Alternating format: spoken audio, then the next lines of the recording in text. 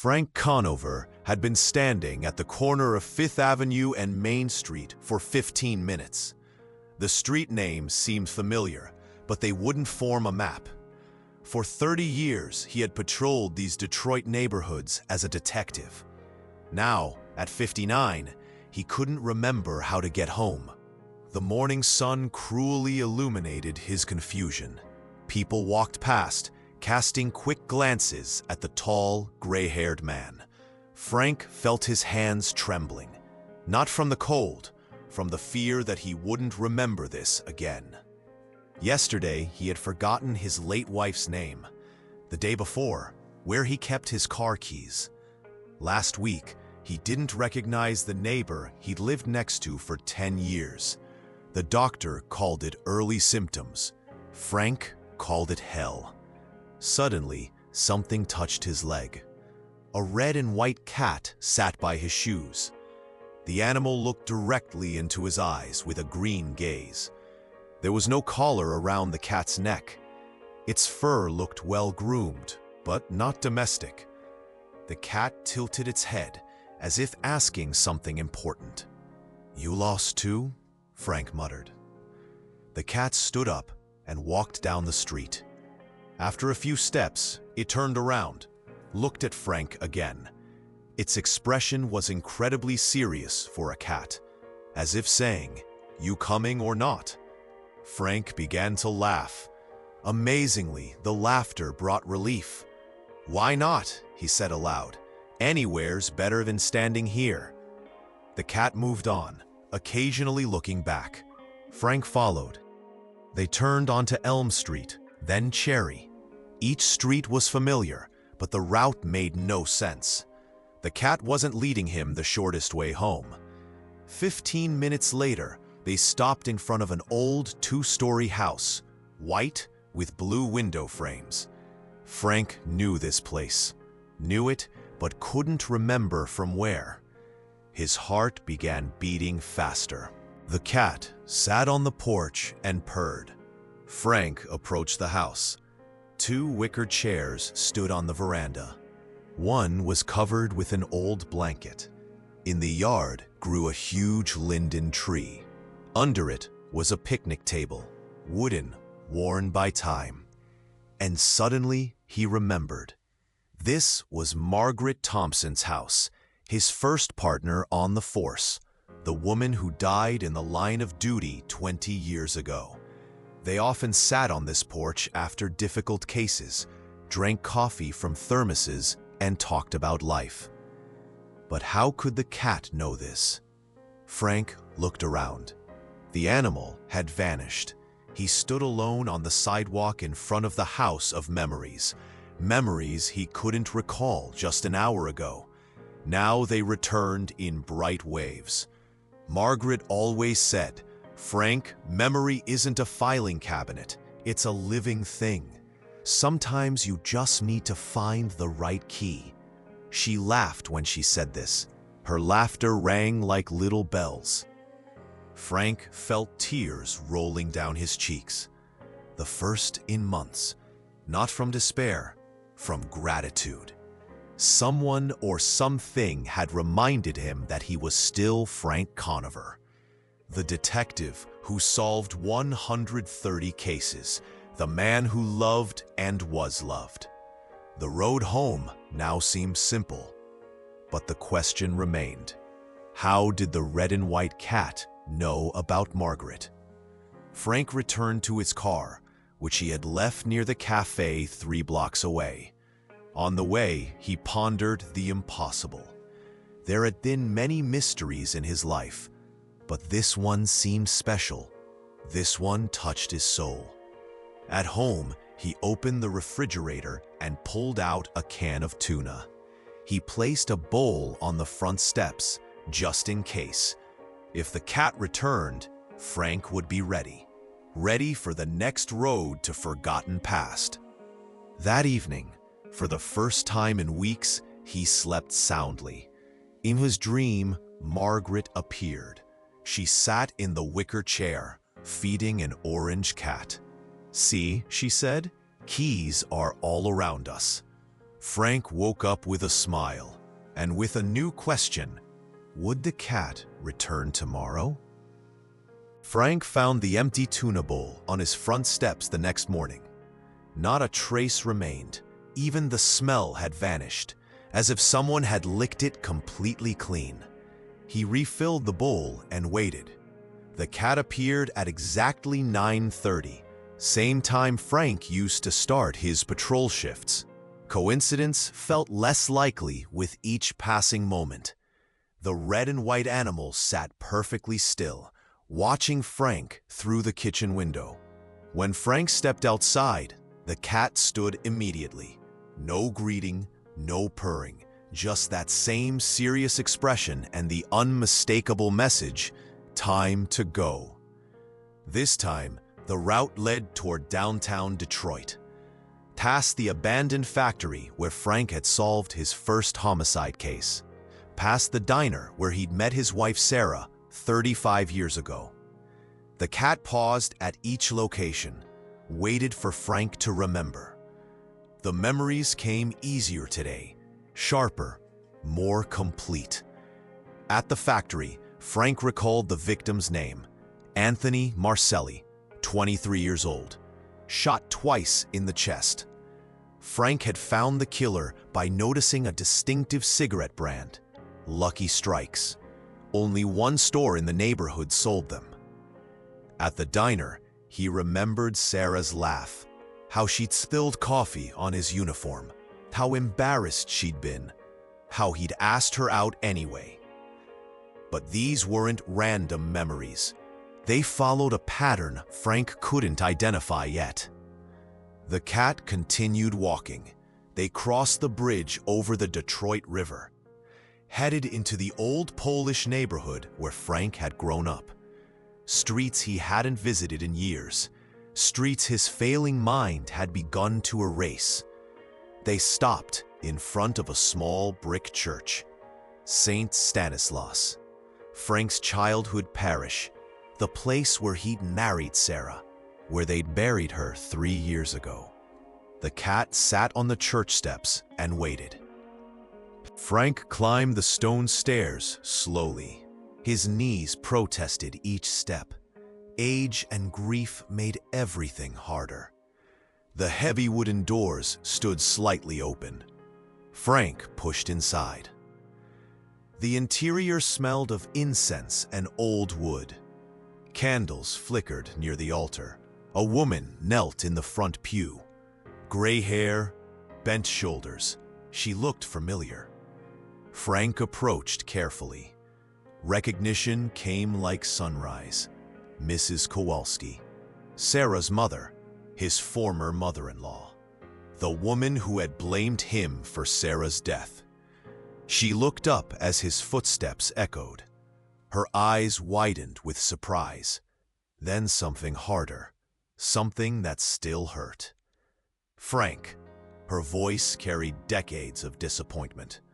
What brings you here? I'm not sure. The honesty surprised him. I was following a cat. Mrs. Kowalski's expression softened slightly. A cat? Red and white. Led me here from my house. Led me to Margaret Thompson's place yesterday. Frank sat in the pew behind her. I think I'm losing my mind, Helen. Maybe. She turned to face him fully. Or maybe you're finally paying attention. The words stung because they felt true. Frank had spent 3 years avoiding this church, avoiding Sarah's mother, avoiding the guilt that lived in sacred spaces. Sarah used to feed stray cats, Helen continued. Remember? Always left food on our back porch. Said cats chose their people, not the other way around. Frank did remember. Sarah's collection of neighborhood strays, how she'd named each one, how she'd worried when they disappeared. Her tender heart had extended to every living creature. She was feeding a red and white Tom when she got sick. Helen's voice grew quiet. Never could catch him, wild thing. But he came every day for months after the funeral, then stopped. The church felt colder suddenly, Frank's rational mind searched for logical explanations, coincidences, wishful thinking. But his heart recognized something else, something impossible, yet undeniable. "Helen, I need to ask you something." Frank's voice barely rose above a whisper. "Do you think Sarah would forgive me?" "For what?" "For not taking better care of her, for missing the signs, for being so focused on work that I didn't notice she was dying until it was too late." Helen stood slowly, walked to Frank's pew, and sat beside him. Her hand found his, warm and surprisingly strong. "Frank, Sarah loved you for 32 years. She knew who you were when she married you. A man who saved other people. Sometimes that meant you couldn't save the ones closest to you." The guilt he'd carried began to shift, not disappearing, just becoming something he could live with, something Sarah would want him to live with. They sat in silence for several minutes. The candles flickered. Outside, Detroit continued its daily struggle and triumph. Inside, two people who had loved the same woman began to heal. When Frank finally left the church, the cat was gone. But on the bottom step lay a single white feather. Not from any bird Frank recognized. Too perfect, too clean. He picked up the feather and put it in his wallet, next to the picture of Sarah he always carried. Evidence of something he couldn't explain, but no longer wanted to question. The walk home took 45 minutes.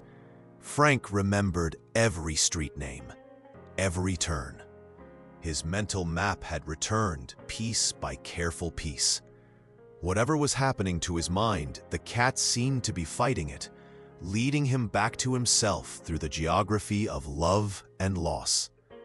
That evening, he called his daughter Jessica for the first time in 2 months. She lived in Seattle now, busy with her own family. Their conversations had become difficult since Sarah's death. Frank's failing memory made everything complicated. "Dad?" Jessica sounded surprised. "Is everything okay?"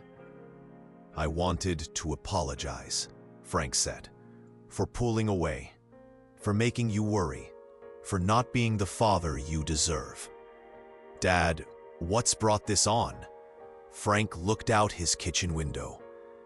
The red and white cat sat in his backyard, perfectly still, watching the house with those knowing green eyes.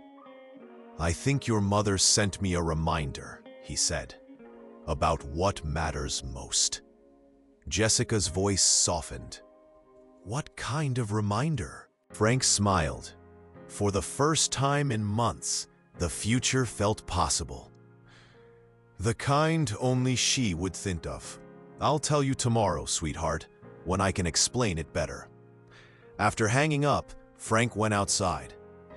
The cat allowed him to come within 3 feet before standing, close enough to see the intelligence in its eyes, the purpose in its posture. "What's next?" Frank asked quietly. The cat turned toward the eastern part of the city, tomorrow's destination. Another piece of Frank's life waiting to be remembered. Another key to the man he used to be. Frank filled the food bowl and went inside.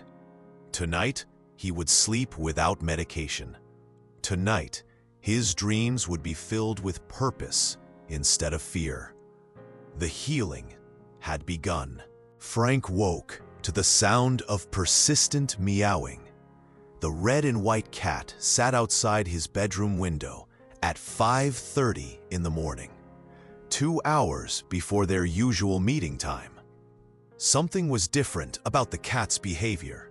Urgent, almost frantic, it paced back and forth on the narrow windowsill. When Frank appeared, the animal immediately jumped down and ran toward the street. Frank dressed quickly. His hands shook more than usual. The early disruption felt ominous, like a fire alarm in the night. The cat waited by his car, tail switching impatiently. They drove east through empty Detroit streets, past the warehouse district, past neighborhoods Frank hadn't patrolled in decades. The cat sat perfectly still in the passenger seat, its green eyes fixed on the road ahead. 20 minutes later, they reached Belle Isle, the island park in the Detroit River where Frank had proposed to Sarah 40 years ago. The cat jumped out before Frank turned off the engine. Frank followed slowly. His knees ached in the October cold. Frost covered the grass and park benches. Too early for other visitors. They had the island to themselves. The cat led him along the familiar walking path, past the conservatory, past the fountain where children played in summer, toward the small gazebo overlooking the river. Halfway there, Frank stopped walking. He couldn't remember why he'd come here, couldn't remember driving. The cat's urgency made no sense. This place felt foreign despite its familiarity, like looking at photographs of someone else's life. Panic crept up his throat, the kind that came when memory failed completely, when the world became a puzzle with missing pieces. Frank turned in circles, searching for landmarks that meant something. The cat meowed loudly, insistently, but Frank couldn't focus on the sound. His mind had entered the fog, the terrifying place where past and present lost all connection. He started walking in the wrong direction, away from the gazebo, toward the dense woods at the island's center. Places where people got lost, places where confused old men wandered until hypothermia claimed them. The cat followed, meowing constantly now. Frank ignored the sound. His rational mind had retreated. Only fear remained. Fear and the desperate need to find somewhere safe. The trees grew thicker. The path disappeared. Frank stumbled over exposed roots. Branches tore at his jacket. Behind him, the cat's cries grew more frantic. Frank walked for what felt like hours. The sun rose higher, but provided no warmth. His legs grew heavy. His breathing became labored. When he finally stopped, he had no idea where he was. Forests surrounded him completely. No visible paths. No sounds except wind and his own ragged breathing. The cat had gone silent. Frank was alone with his disappearing mind. He sat on a fallen log and closed his eyes. This was how it would end.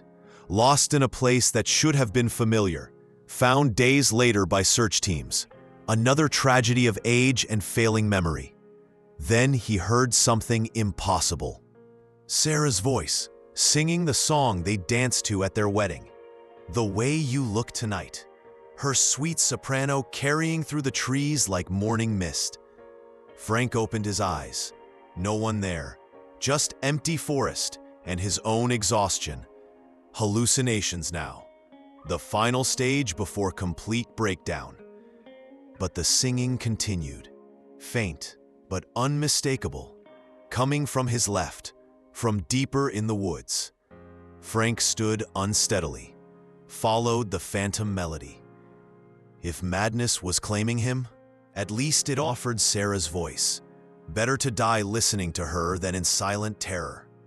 The singing led him through a thicket of brambles, down a small slope, around a massive oak tree, and suddenly, impossibly, he emerged into a clearing. The gazebo stood 30 feet away, the exact gazebo where he'd proposed to Sarah, where they'd returned every anniversary for 15 years, where she'd told him about her pregnancy, where they'd grieved their miscarriage. Frank staggered toward the structure. The singing had stopped, but understanding flooded back, sharp and complete. This wasn't random wandering. This was the most important place in his life. He climbed the gazebo steps, sat on the bench where he'd knelt 40 years ago, where Sarah had said yes through happy tears, where she'd promised to love him in sickness and in health. The red and white cat appeared at the gazebo entrance. No longer frantic, calm and purposeful, it walked to Frank and rubbed against his legs.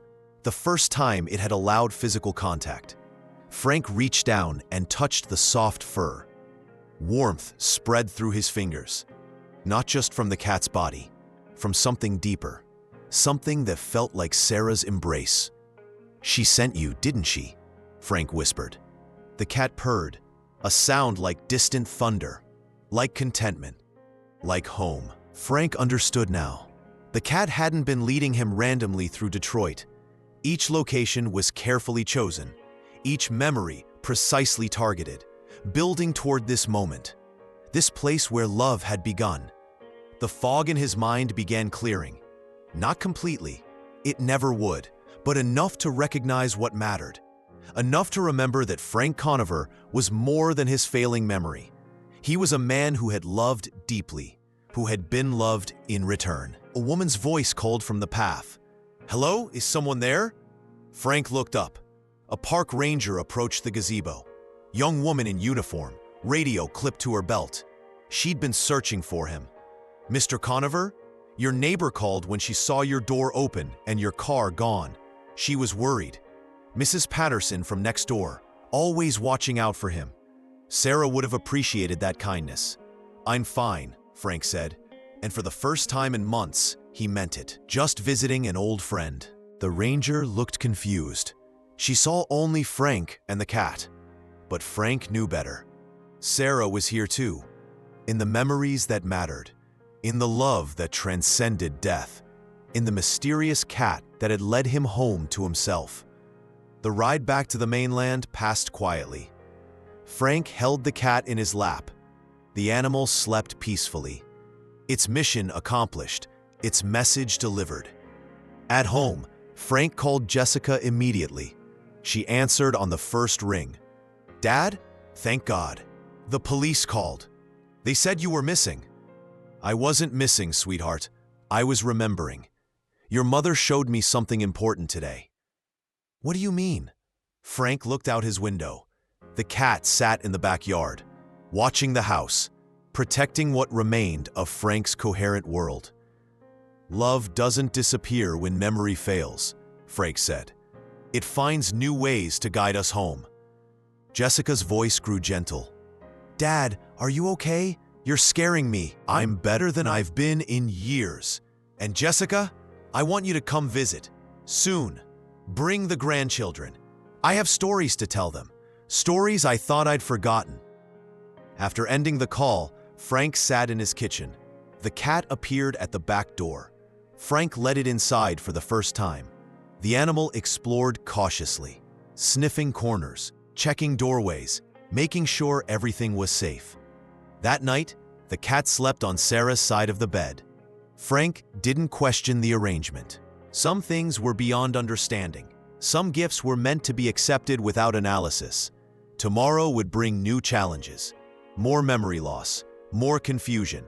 But Frank no longer faced them alone. Sarah had sent him a guardian, a guide through the maze of his dissolving mind. The healing was becoming hope. Jessica arrived on a Thursday afternoon with 8-year-old Emma and 5-year-old Michael. Frank watched from his kitchen window as they unloaded suitcases from the rental car. His daughter looked older, worry lines around her eyes, the stress of managing her own family while caring for a failing father. The red and white cat sat beside Frank, both observers of this reunion 3 years in the making. "What do you think?" Frank asked the cat quietly. "Will they understand?" The cat's tail twitched once, patient, waiting. Frank opened the front door before Jessica could knock. Emma ran straight to him. No hesitation. Children lived in the present. They didn't worry about forgotten names or confused conversations. "Grandpa Frank!" She wrapped her arms around his legs. "Mom says you have a cat now." "The cat has me," Frank corrected gently. "There's a difference." Jessica hugged him carefully, searching his face for signs of decline. Frank recognized the look. He'd worn it himself when visiting his own father years ago. "You look good, Dad. Really good. I feel better than I have in months." Frank meant it. The cat's presence had changed something fundamental, not cured his condition, but given him purpose beyond mere survival. Michael hung back shyly. He barely remembered his grandfather. 3 years was forever to a child. Frank knelt to the boy's level. "I know I look different than you remember," Frank said. "Older, probably a little scary. But I'm still the man who taught you to whistle." Michael's face brightened slightly. "You remember that? Some things stay, no matter what. Love is one of them." They settled in the living room. Frank had prepared carefully for this visit.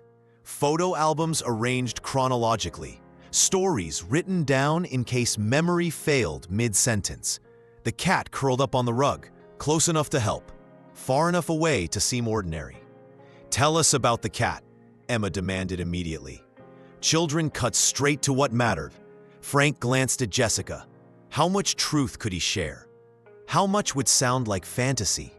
"His name is—" Frank paused. He'd never named the cat, never needed to. "His name is Guide, because he helps me remember important things." "What kind of things?" Michael had moved closer, curiosity overcoming shyness. "Places your grandmother and I went together, people we loved, stories I thought I'd lost forever." Jessica frowned slightly. "Dad, you're not making this sound like a normal pet." Frank opened the first photo album, black and white pictures from his early police days. Margaret Thompson appeared in several shots, young and confident in her uniform. "This was my first partner," Frank explained. "Guide led me to her house when I couldn't find my way home. Helped me remember she taught me everything about being a good detective."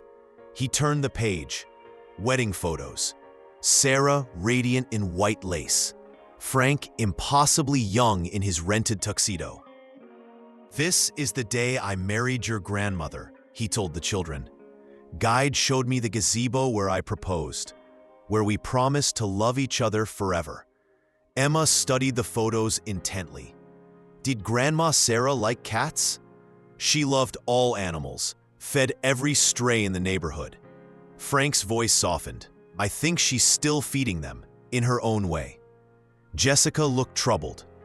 "Dad, are you saying you think Mom sent this cat?" Frank met his daughter's eyes, saw her fear, her need for rational explanations, the same need he'd felt before accepting the impossible. "I'm saying love finds ways to continue caring for us even when we think we're alone." That evening, Frank cooked dinner. Simple dishes Sarah had taught him: spaghetti with meat sauce, garlic bread, green salad with Italian dressing. His hands remembered the motions even when his mind struggled with sequences. The cat helped, appearing whenever Frank hesitated, standing near the correct cabinet when he forgot where things belonged. Never obvious enough to alarm Jessica, subtle as a whisper. After dinner, they sat on the front porch. October evening, cool but pleasant. The children played in the yard while Frank and Jessica talked. "How bad is it really?" Jessica asked quietly. "The memory loss." Frank considered lying, protecting her from the full truth. But she deserved honesty. "Some days, I don't remember your name," he admitted. "Yesterday, I couldn't find the bathroom in my own house. I put milk in the cupboard and cereal in the refrigerator." Jessica's eyes filled with tears. "Why didn't you tell me sooner?" "Because there was nothing you could do. Because I was ashamed. Because I didn't want to become your burden." "You're not a burden. You're my father." Frank reached for her hand. "And you're busy raising your own children, building your own life. That's how it should be. But what happens when it gets worse? When the cat can't help anymore?" The question hung between them. Frank had wondered the same thing. Guide was remarkable, but not magic, not really. Eventually, Frank's mind would deteriorate beyond any guidance. "Then I'll face it," Frank said simply, "but not alone. I know that now." As if summoned by their conversation, Guide appeared on the porch. The cat approached Jessica slowly, cautiously. She'd been suspicious of his presence all day. Guide sat directly in front of her, made eye contact, began purring. "He's beautiful," Jessica admitted reluctantly. "Very intelligent. Your mother always said cats choose their people. We don't choose them." Guide moved closer to Jessica, rubbed against her leg, left red and white fur on her jeans. "It's like he's marking you," Frank observed, "claiming you as family." "Dad, I need to ask you something difficult." Jessica's voice grew serious. "Have you considered assisted living, somewhere with medical supervision?" Frank had expected this conversation, dreaded it, but Guide's presence made his answer clear. "Not yet. I'm still safe here, still capable. Guide helps me stay oriented. A cat can't replace medical care." "No, but he gives me something medicine can't. Hope, purpose, connection to your mother." Jessica studied her father's face, saw peace there, contentment she hadn't witnessed since Sarah's death. "Promise me something," she said finally. "When you can't care for yourself anymore, you'll let me help. You won't try to handle everything alone." "I promise. But Jessica, I think I have more time than the doctors predicted. Guide is teaching me new ways to remember, new strategies for staying present." That night, after the children were asleep, Frank and Jessica sat in the kitchen. Guide lay across Frank's lap, completely relaxed, trust radiating from his small body. "Tell me honestly," Jessica said, "do you really believe Mom sent this cat?" Frank stroked Guide's fur, felt the steady heartbeat, the warmth of living companionship. "I believe love is stronger than death," Frank answered. "I believe your mother would move heaven and earth to take care of me. If that means sending a mysterious cat who knows every important place in my life, then yes, I believe it completely." Jessica nodded slowly, perhaps not convinced, but no longer fighting the possibility. "Can I ask him something?" she said. Frank smiled. "He's a good listener." Jessica looked directly at Guide, spoke softly but clearly. "Take care of him, okay? He's all I have left of her, too." Guide's purring intensified. His green eyes never left Jessica's face. A moment of understanding passed between them. Species didn't matter. Love recognized love. 3 days later, as Jessica packed to leave, Guide brought Frank to the front window. A black sedan was pulling into the driveway. Frank recognized the car immediately. Dr. Martinez, Frank's neurologist. Jessica had called him without permission. Frank felt a flash of anger, then understanding. His daughter was trying to protect him, trying to build a safety net he might need sooner than expected. "It's okay," Frank whispered to Guide. "We'll handle this together." The cat purred agreement. Whatever came next, Frank wouldn't face it alone. Love had built bridges across impossible distances. Some cats were just cats, but some messages were worth believing in. Dr. Martinez stepped out of his black sedan with the careful movements of a man delivering difficult news. Frank watched from behind the curtains as Jessica hurried to meet him. Their conversation was brief, professional. Jessica's shoulders sagged with each word. Guide jumped onto the windowsill beside Frank. The cat's presence steadied his nerves. Whatever was coming, they would face it together. The knock came 5 minutes later. Frank opened the door to find Dr. Martinez holding a leather briefcase. Jessica stood behind him, eyes red from crying. "Frank, good to see you." Dr. Martinez shook his hand firmly. "Jessica called with some concerns. Thought we should talk." They sat in the living room. Frank chose his favorite chair. Guide immediately jumped into his lap. The cat's weight felt reassuring. anchor to the present moment. Jessica tells me you've been having more episodes, Dr. Martinez began. Getting lost, memory gaps lasting hours. She's worried about your safety. Frank nodded calmly. It's gotten worse, but I'm managing. With help from your cat, she mentioned. Dr. Martinez's tone suggested polite skepticism. That's unusual. Unusual times call for unusual solutions. Dr. Martinez opened his briefcase, pulled out a tablet and several printed forms. I'd like to run some cognitive tests, simple exercises to assess current function levels. Frank felt his chest tighten. These tests would determine his future. Independent living versus assisted care. Freedom versus protection. He looked down at Guide. The cat's green eyes held steady confidence. Of course, Frank agreed. Whatever you need. The first test involved memory sequences. Dr. Martinez read lists of words. Frank had to repeat them back in order. Apple, car, telephone, garden, shoe. Simple items that should stick in a healthy mind. Frank closed his eyes, concentrated, but the words scattered like leaves in wind. He could remember only two, apple and shoe. Random fragments of a broken system. Dr. Martinez made notes on his tablet. His expression remained neutral, but Frank caught the quick glance toward Jessica. Professional concern. The second test required drawing a clock face. 12 numbers in correct positions. Hands showing 3:15. Frank picked up the pencil with trembling fingers. The circle came easily enough, but the numbers jumbled together. 7 appeared where 2 should be. 10 floated in empty space. The hands pointed nowhere meaningful. More notes, more concerned glances.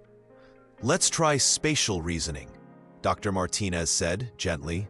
I'll describe a route through your neighborhood. You tell me what landmarks you'd pass. Frank's mind went blank. Streets he'd walked for 30 years became foreign territory. Left and right lost meaning. The geography of his own life had dissolved. He was failing every test, proving Jessica's worst fears, confirming the need for institutional care. Then Guide did something extraordinary. The cat jumped from Frank's lap to the coffee table, walked directly to the photo albums Frank had arranged for Jessica's visit, sat down on the wedding pictures, began purring loudly. Frank stared at the cat. Understanding flooded back. Not the test answers, something more important. The reason he was fighting to stay independent. Doctor, Frank said quietly, may I tell you about my wife? Dr. Martinez looked puzzled. Frank, we should finish the assessment, please, just for a moment. Frank opened the album to Sarah's picture, young and radiant on their wedding day. Guide moved closer, rubbed against the photograph. Her name was Sarah. We were married 32 years.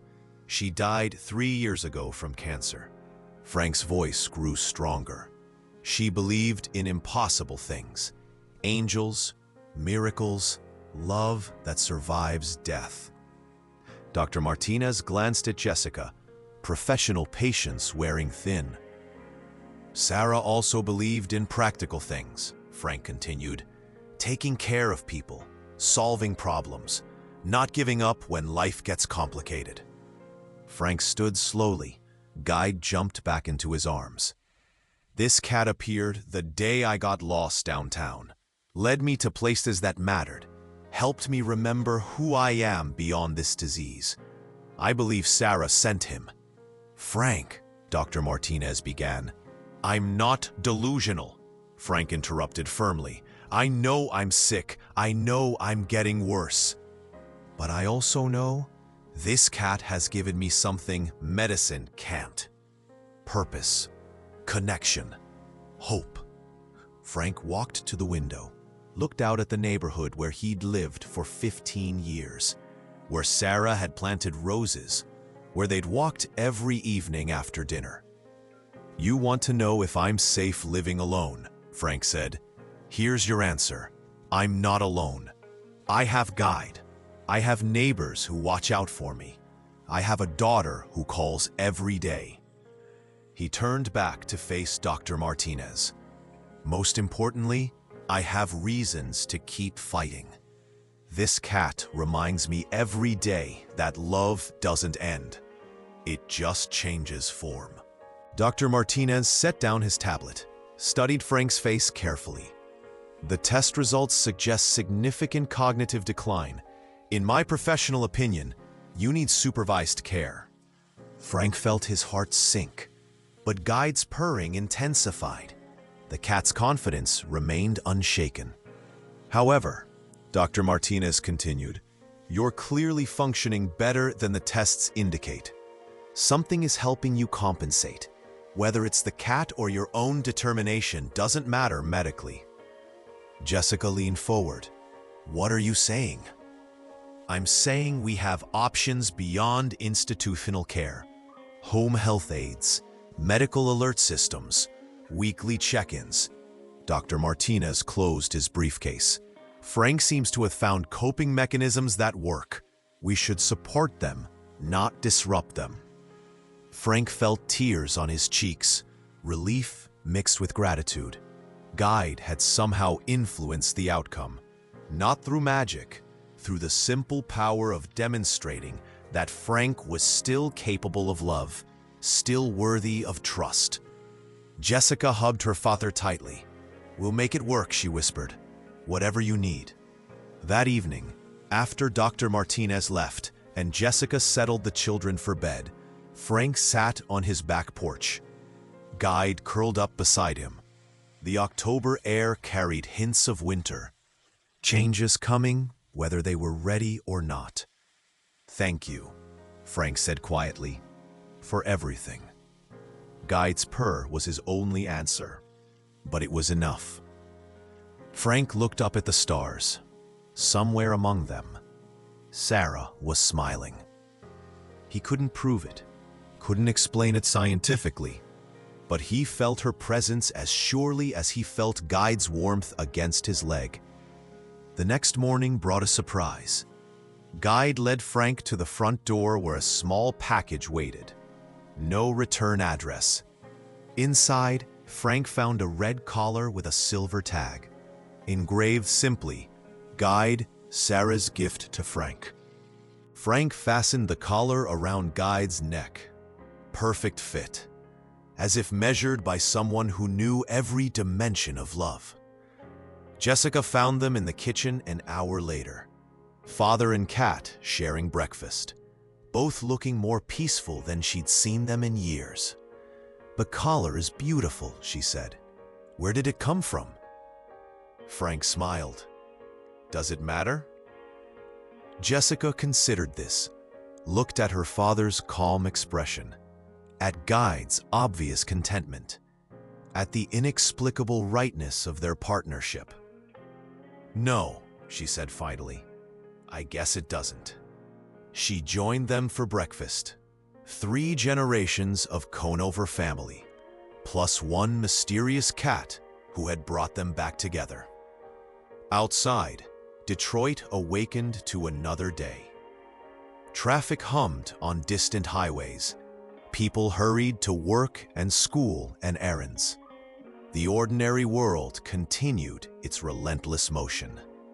But inside Frank's kitchen, something extraordinary had taken root. A bridge built of love and memory, strong enough to span the distance between life and death, sturdy enough to support whatever challenges lay ahead. Frank's journey with dementia was far from over. Dark days waited. Confusion would return. Memory would continue its cruel retreat. But he would not walk that path alone. Sarah had made sure of that. Through green eyes and red fur and an intelligence that transcended species. Through a love that refused to let go. Guy jumped onto the table. sat between Frank and Jessica, tail wrapped around his paws, watching over both of them with ancient feline wisdom. Some cats were just cats, but some cats were messengers from beyond, and some messages were too important to ignore. Frank reached out and scratched behind Guide's ears. The cat leaned into his touch, purring like a small engine of contentment. "Welcome home," Frank whispered. "All of us." The sun climbed higher. A new day, a new chapter, a new understanding that love finds ways to continue caring, even when medical tests say it should be impossible. Especially then.